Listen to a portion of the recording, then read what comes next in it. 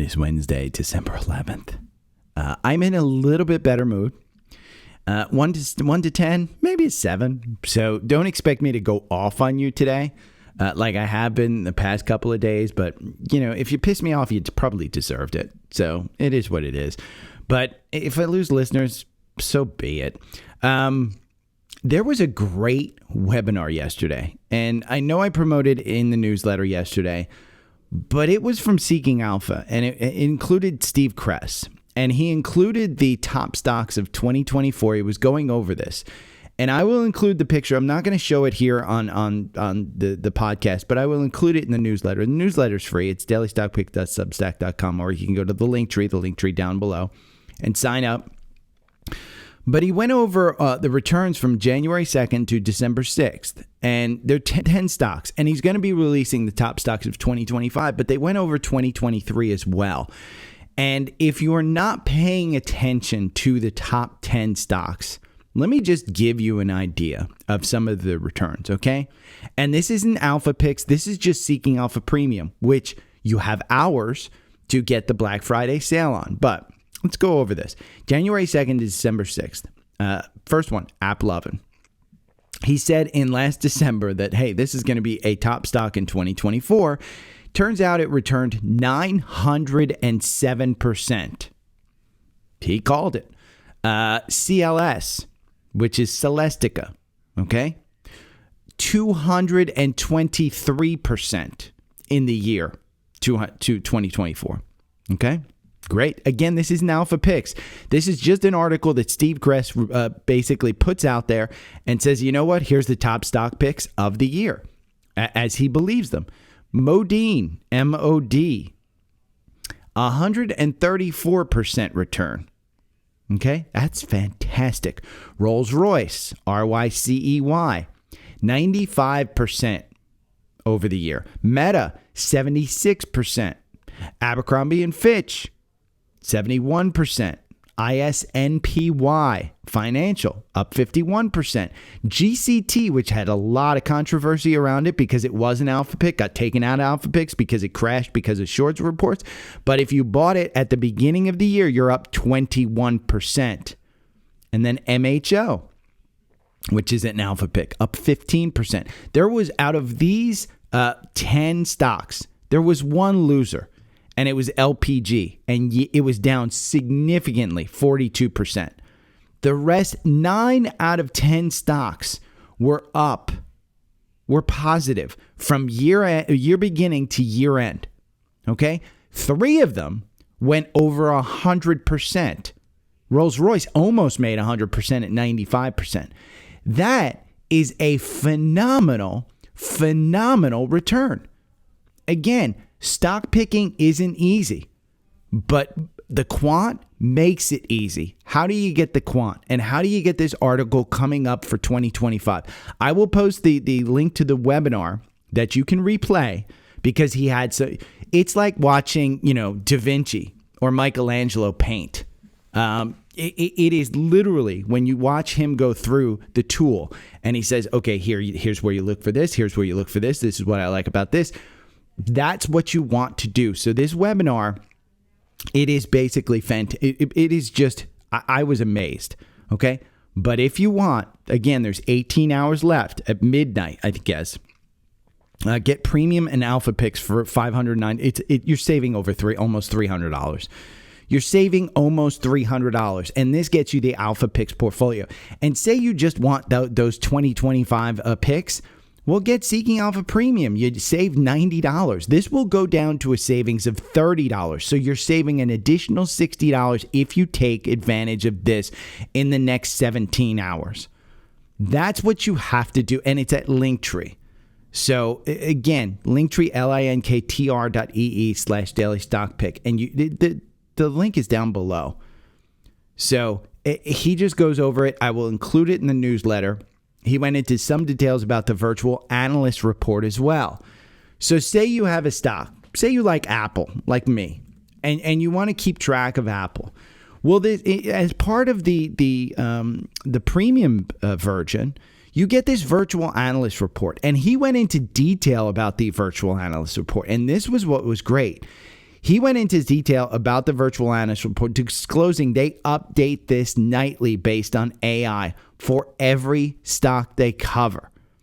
It's like having a personal assistant create a customized analyst report for you for every stock that's in your portfolio that they cover.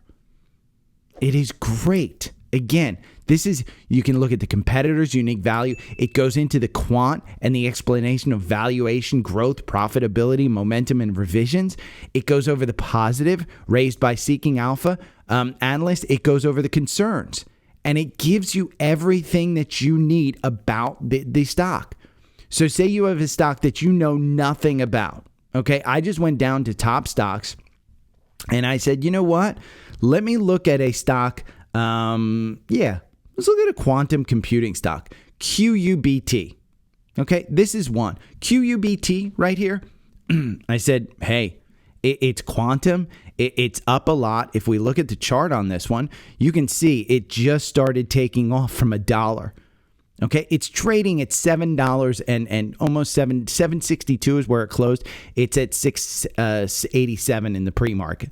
It is highly volatile. A market cap of $900 million, not billion, $900 million. Well, let's take a look when the quant said it was a strong buy. We can go down here on 11/14 at $4. It said strong buy. If you wanted to buy it when it was a buy, that was at $1.13. Okay. That is a phenomenal return. And you can find stuff like this, again, going down the rabbit hole and Seeking Alpha. I can do it every day. I absolutely love it.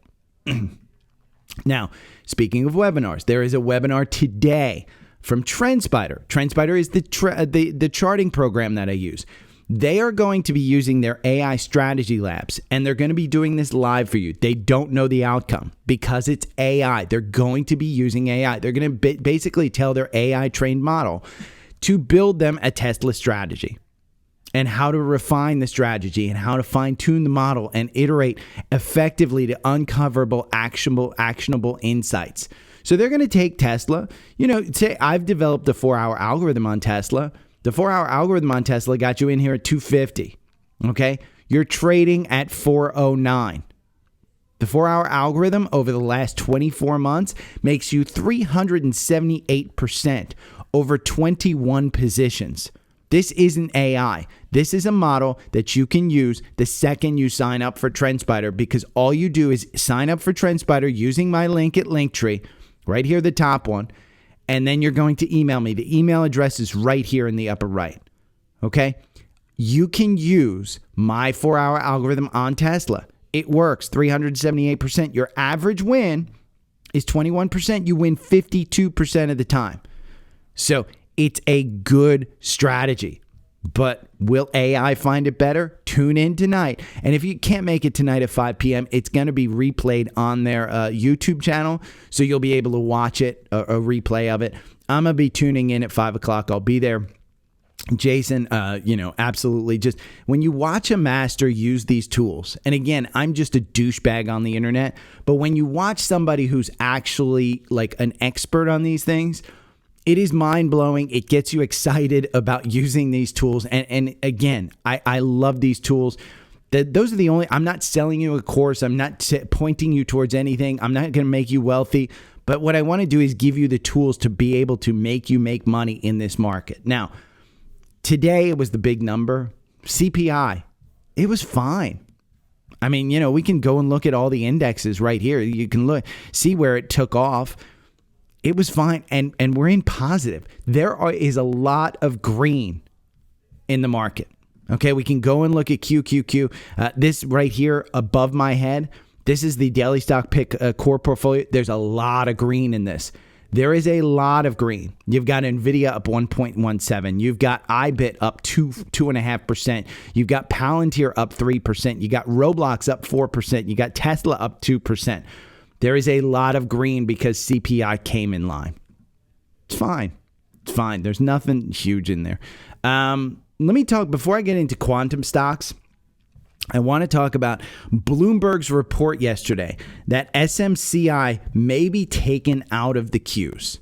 And again, remember, SMCI is one that I got out at 25. I don't like it. The algorithm got you in here at 23. It still has you in, and you're at 40. Again, the algorithm is fantastic, even with things like this. It makes you 287% over 24 months. Okay, buying and holding, you're still up 375% in SMCI if you bought 2 years ago. You win 48% of the time. So it's a coin flip if you win. Your average win, 36%. This is a huge win right here. But am I taking it in this one? No. The reason I'm not taking it in this one, there are structural problems with the stock. And so I got out. I didn't want to stay in. I just said, you know what? We broke this downward trend right here. I don't trust it. But what has the company done? The company has gotten one person to say, hey, there's no problems here. But I think the Qs wants it out. So who's going to replace it? Well, there's some thought that Palantir is going to be included. That's why you're seeing it up 3% today, is because people will have to start buying Palantir to include it in any tracking ETF that tracks the Qs. There's also rumored to be MicroStrategy because of the size of the stock. And MicroStrategy is interesting because we just got a sell here. We got a sell with 192% gain. 192% gain. In pre-market, you're trading at 385. So it is up. I think it sold at like 360 something. But we're seeing some weakness with the Bollinger Band cinching up. You're seeing it come up. I don't know. Is there another split here? I don't think there's a split. It says there's a split. Maybe there is. Maybe they announced another split. You're seeing the MACD way low. You're seeing the RSI at 46. It's beaten down. But when you take a look at a weekly, it doesn't look beaten down at all. It looks like it's starting to turn over. Looks very much like this, where it went from 160 down to 120 and then just traded sideways for what? From April until August. So maybe that's what we're doing on a weekly is the Bollinger Bands. You can see them contract right there and then they expand it out. Look, they contract and then they expand out. So maybe this is just a time where they're contracting. They need to contract and then they'll expand out. Maybe you got a couple of months, but we went over it yesterday. That seasonally, and I don't know that I showed it on the podcast, but I put it in the newsletter. Seasonally, if we go back to 2000 on MicroStrategy and we look at it, January is a really good month. Mean change of 13% and you win 72% of the time. So while December is not a great month, you're only winning 40% of the time with a mean change of minus 1.5. The thought process is maybe you want to buy in December sometime for the January pop. Maybe that's it. Maybe we start taking off now. It's just a thought, just something that you might want to look at. Now, quantum stocks yesterday, they went nuts. Rigetti Computing was up 45%. Google was up 5%. IMNQ, which has had a crazy run, was actually down 3%. QUBT was up 2%. So again, the quantum stocks went nuts. If you don't know about this Willow chip, it solved what it would take more than the length of the number of years that it's 10 top followed by 25 zeros number of years, and it solved that problem in 5 minutes. And it points towards we might have other universes, blah blah blah. There's a lot but it's just too new. It's exciting. Of these companies that you see with related stocks, Google's the one that's making money. Everybody else is just it's a coin toss whether it's going to make money or not. So I like Google. If you didn't see it, the GM CEO Mary Barra said Cruise was well on its way to a robotaxi business, but when you look at the fact you're deploying a fleet, you're maintaining a fleet, there's a whole operations piece of doing that. The cost of that is not in our core business. So GM got out of the robotaxi business. They are not going to do self-driving taxis. They will provide self-driving in the cars that they have through I think it's called GM Blue or something like that. I forget exactly what it's called. It's not very popular. Again, if you want a self-driving car, you're going to buy a Tesla. I mean, you're just going to buy a Tesla. It's the best one out there. But GM getting out of this, Gene Munster had an interesting take. GM shutting down their robotaxi efforts because they can't afford the investment and it's getting more competitive. GM will no longer fund Cruise's robotaxi work given the considerable time and resources that it takes to scale the business along with increasing competitive robotaxi. This is further evidence that robotaxi market will be a winner take most. The likely winners, Tesla and Waymo. What's that? That's the losers will likely be Uber and Lyft. I don't necessarily agree with that. I'd like to point back to the first one. Robotaxi reset. Cruise's pivot had big implications for Uber, Tesla, and Waymo. And Uber is actually up 0.2%. It's at 65. We'll take a look at the chart of Uber. I kind of think that Uber has the current model where it's working. Okay, they're making money. They've shown that they can make money.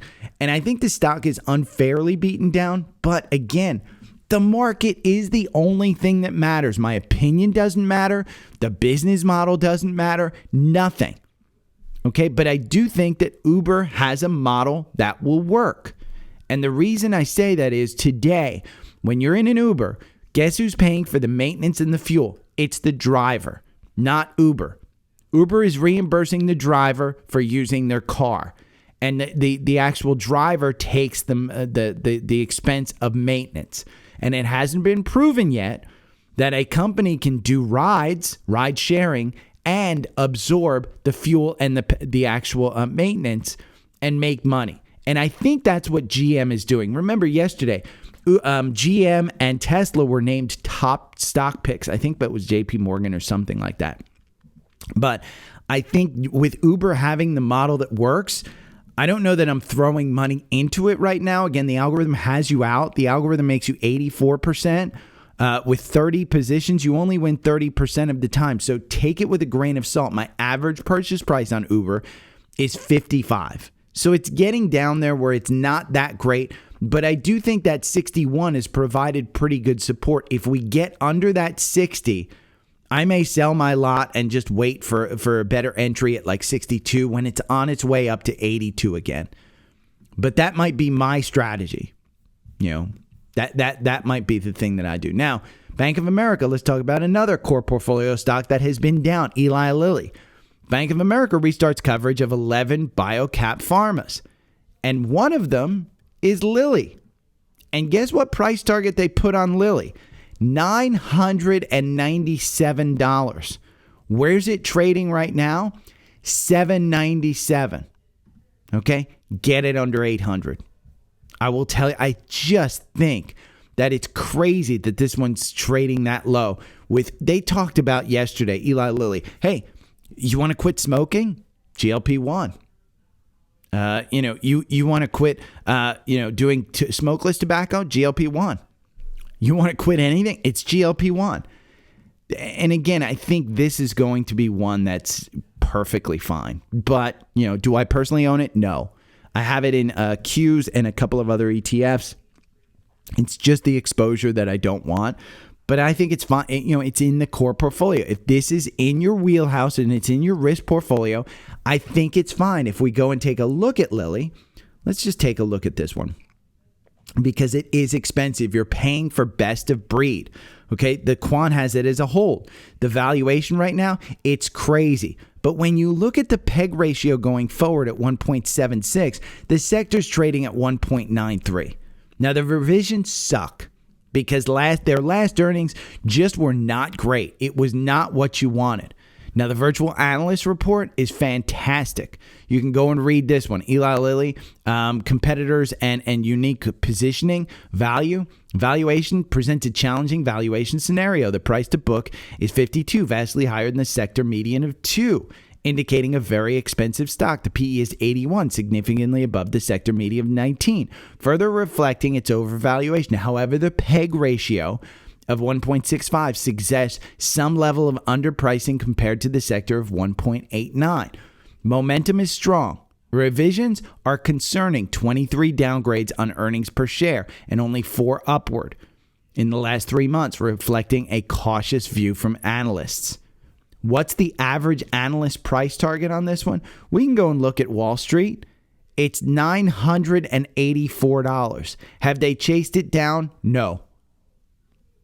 I'd argue that last earnings that they did, it was to try and stave off some of the compounders. So that's my thought on it. I am not getting into it. It's not in my wheelhouse. I do have it as in the core portfolio. I have traded it before. I may trade it again, but I want to trade it when it's in an upward trend. Right now, for me, it's not in an upward trend.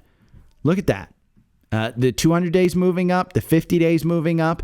And I do see every time it's dipped under that 50-day on the weekly, it's been a buy. But I want to do it when it's showing that it's moving up. Right now, we're still on the bottom of the 9-day. When that 9-period moving average starts moving, the MACD will have reset, the RSI will have reset, and I think we can start moving to that 900. That's just my strategy. Again, find your strategy. Now, which subsectors to own and which to avoid? Wolf Research did a great job, and the author of this article laid it out perfectly. How are sectors and style performance? Mag 7 over equal weight, cyclicals over quality, early cyclicals over defense, U.S. over the rest of the world, growth over value, SMI. I said it before. I think growth and momentum are two positions in ETFs that you can take for 2025. This is a great, great article. It's super long with tons of things where they say, hey, you want to buy this over this. So I think it's a good article. Chips mostly lower. We talked about Broadcom. They're reporting their earnings tomorrow. Lisa Su was named CEO of the year by Time. I have no idea why Jensen Huang wasn't.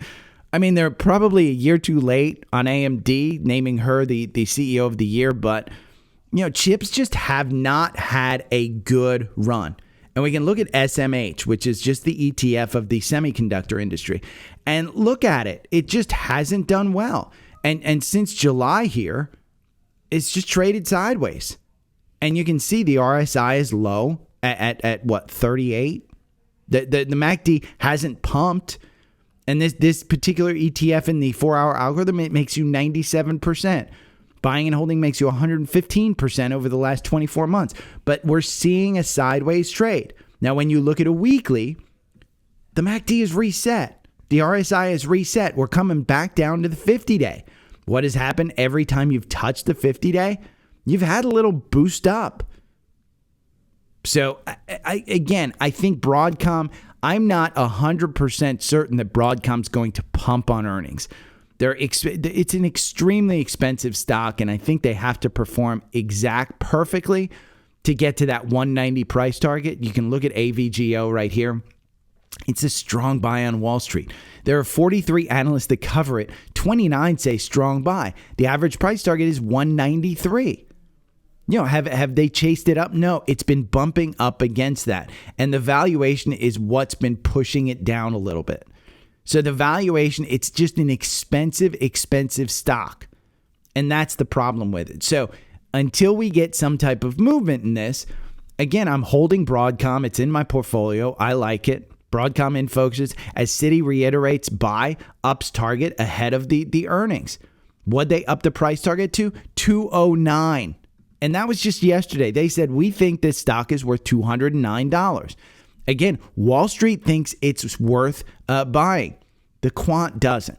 That's where you have to make your determination in large cap tech is, do I think that this one's going to work out? Well, I'm sitting there holding it. I think my average purchase price is like 130 something. So that's just me. I really like reading articles like this, okay? This is United Healthcare, another core portfolio stock. It is in the core portfolio. It has performed extremely well. It's trading right now at $559. Okay, since the guy got shot, it has come down under $600. I know I had said, hey, buy it under $600. I think it's worth $600. This is a great article. If you've got United Healthcare and you're worried about it, go and read this article, Bulls versus Bears. I like reading this stuff because, again, I'm no expert on the healthcare industry, and I like reading what the Bulls say, and I like reading what the Bears say, and then I take my position. Okay, we can go over here and look at the chart, UNH. And you can see right as it's pulling up there, right on that 550, every time it's come down here at the 550, it has been a buy. Okay, that's the key on this one, is that every time it's hit this 550 mark, it's been a buy. and it's bounced up, and it's bounced up really well.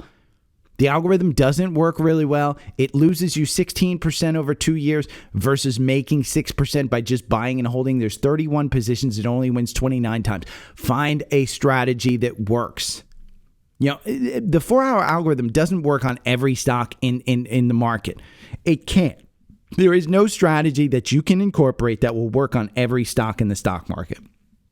It's just not possible unless you have AI. So you need to find a strategy that works. And you hear me say this a lot. And so yesterday, I found this one. Tactical strategies for actively trading TQQQ to rev up your returns. Viva Ja, I think is her name. It's this woman right here. She's got a perfectly great strategy where she trades TQQQ and she talks about her rules. Find a strategy that works for you. Again, this is part of the education portion. Find a strategy that my 4-hour algorithm may not work for you. It may not be in the sectors that you like. It may not work on the stocks that you like. Find a YouTube is filled with strategies. You can find technical strategies. You can find fundamental strategies. You can find dividend strategies. You can find value strategies. You can find growth strategies. Find a strategy that works. You know, listening to me and just buying what I say, that's not the goal of this podcast. Remember, the goal is to teach you how to fish, not to just give you a fish. But the core portfolio, it's teaching you, hey, go and look at these charts. Go and look at that stuff. But again, find a strategy that works. Now, this may be a strategy that works. This one, Magnading, I could say that over and over and over again. Maybe I'll be Mr. Beast and say it 10,000 times over again and just record a video like that. But this is ChatGPT, and there are 10 prompts here. And Eli has done this in the paid newsletter for people. He has provided where he's using ChatGPT and prompts, and he provided you the prompts. This is on Twitter. So no, anybody who's not part of the paid crew on the newsletter, this is for free. And there are tons of these out there. And he gives you 10 prompts. Maybe this is a strategy that works for you. Again, it's free. You can go build stuff in Trendspider. So again, find the strategy that works for you. That's the key. Now, Steven asked me on this is part of the social request. Steven asked me, does ATOM have a run left in it? Steve, I'm sorry if I sounded douchey. This is a $206 million market cap. I think there's several people that I know who have more net worth than the market cap of this company. And does it have a run in it? Well, Wall Street says it's a strong buy. There's one person that likes it. Their price target is $7. That's 2% down from where it's trading today. But in pre-market, you're at $7.48. You're up 4%. The quant says it's a hold. Why does the quant say it's a hold? Well, the valuation, they ain't making money. Their growth, 13,104%, 140% growth in revenue. But again, they're not making money. Their gross profit margin, 79. If we go over to the financials and we look at this and we look at their revenues, $7,000, I think it's $7,000. Does it have a pump in it? I don't know. I mean, it does have a virtual analyst report. So let's take a look at that. It's a direct Aterma competes with several companies in the semiconductor enhancement domain. ST Microelectronics is a direct competitor. Let's look at how the quant looks at it. Valuation, challenging valuation. Its EV sales is extremely high at 1530. Growth is mixed. While the forward revenue growth is impressive at 97%, surpasses the sector at 6%, other growth metrics like EPS diluted growth shows declines. Profitability is poor. Net income margin significantly negative at minus 2,773. Momentum strong, with a remarkable 3-month price performance of 101% versus the sector at 8%. Recent earnings revisions are neutral, with one upward and one downward. This suggests a cautious but stable outlook. So you can look at what the other analysts say on this. Again, This is, if you want to know if it's got more of a run in it, the market's going to tell you.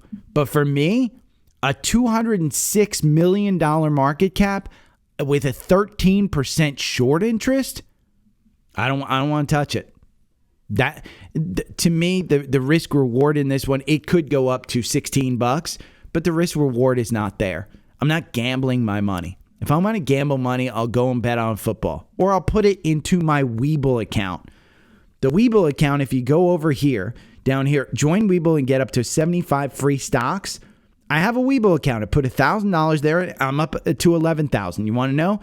I invested in Nvidia, I invested in Bitcoin, I invested in Apple, I invested in Google, and I invested in Spotify. Those are the 5 largest positions that I have today in there.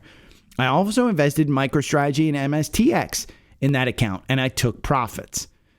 That's where I think that, again, I want large cap tech, I want a strategy, but if you're asking me, does ATOM have more of a run in it? I don't.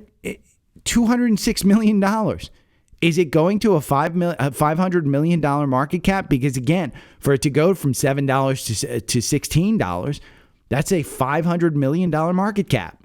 Do you think that this company has a $100 million with $70,000 in revenue? I don't think so. But maybe the Quant, does. Let's see. The Quant has it as a hold. Was it ever? No, it was a strong sell. It has never been a strong buy. Now, the Quant in this one hasn't worked, but it has kept you out of some of the drops in here. So, again, asking me about that kind of stuff, $200 million. There's one Wall Street analyst that covers it. There are some Seeking Alpha analysts that cover it. So, I want to bring up one thing in the, if you sign up for Trendspider, I do give you Bitcoin and crypto. And in that list, there is a BTC USD. Okay, Bitcoin's up 2%. It did get an entry right here. The price, the entry price has not listed yet, but in today's scans, Bitcoin got an entry. Yesterday, we dipped down to about 94,000. Okay, 94,000. It was on this candle at let's see, at about 11 o'clock yesterday. About 11, 12 o'clock, somewhere in that neighborhood. Yeah, it was yesterday. Yesterday, about 1,500. Remember, Bitcoin is 24 hours. So the 4-hour algorithm isn't just 2 candles a day. It's 6 candles a day on this one. But the algorithm does work. Makes you 71% over 5 months versus buying and holding makes you 57%. You win 45% of the time. Your average win is 8%.